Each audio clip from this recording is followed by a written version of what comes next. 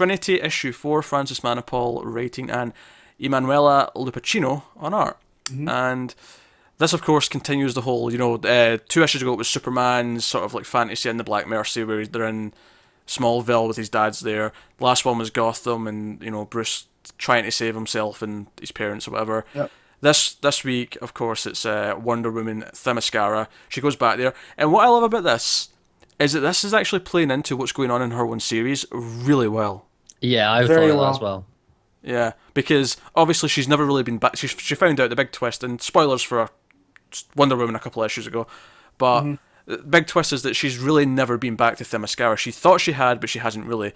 So this like fantasy of actually going back there, and like it plays into a lot of what she's going on, and she references that, and it has more feeling because of it. It doesn't just feel random. It feels like, oh, this actually connects with what's going on. It's cool. Yeah, it is really clever. Just as well as Batman and Superman did with what was going on, because with Superman it was the father-son relationship, and with Batman it's his relationship with himself. So they're all fitting in real well. Yeah, no, I think that's good, and she even meets like a younger version of herself there on the island, who tries to stick up for her even when everyone else is going to like banish them off because she's brought 2 men, to Themyscira. To the Dark Cells, is that what they called them? Cells. Yeah, Dark Cells or something like that, and they fight the big, monster, and they get swallowed, and they have to get out. My question is she says at the end she knows what Batman was going to say. Do we know what Batman was going to say? Because I don't think I do. No. Yeah. Yeah, no, I don't either. So I didn't cross my mind while I was reading it. He's just piecing it together. Yeah, so I think whatever he was going to bring up will come up by the end of this arc, whatever it's going to be. So I'm looking forward to that. In the real world, we have Lois driving a car. Yeah, into the barn. And Poison Ivy has a moment of, I'll save the kid and push him out the way, even though I'm pretty sure John could take the hit.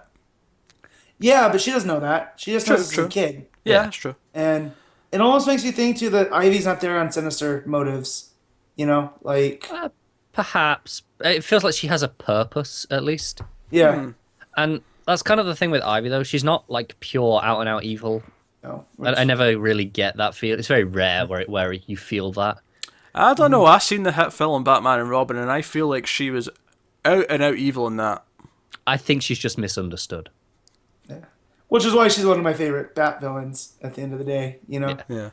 So at the end of the journey in this one, they encounter Mongol. Yeah, they do. That's a cliffhanger for the next issue. And Little Mongol.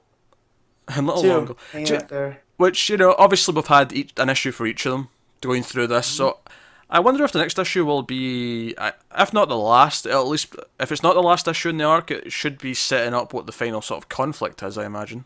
Yeah, if this is a 6th issue, because this would be 5 coming up, so you would get, a fight in the next one where they get woken up and then a fallout, kind of, before the next arc starts. Yeah. Because... yeah. That said, though, we did just say issue 8 starting a new arc, so maybe it's either 7 issues or maybe there's like a one-off thing. Maybe there's a one-off. Because it feels like you've got one issue now where they get out, and then one issue in the real world where they deal with Ivy and why they were in there in the first place. Yeah, that's what it feel like. Obviously, even though it's not Manapul and art, who obviously we love, art is still fantastic. Again, yeah, it's still one of the most gorgeous books. Yeah.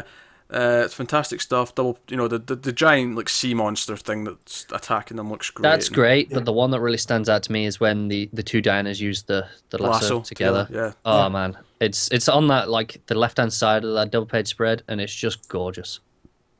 Even before that, I was thinking when they interlock hands in the page before. See, I like that one as well, but I like it more where you see the full bodies and it's all flowing around them, and I think it just looks great. Yeah, well, I mean, hard to complain. It's gorgeous from. And all of the mascara too, just looks fantastic.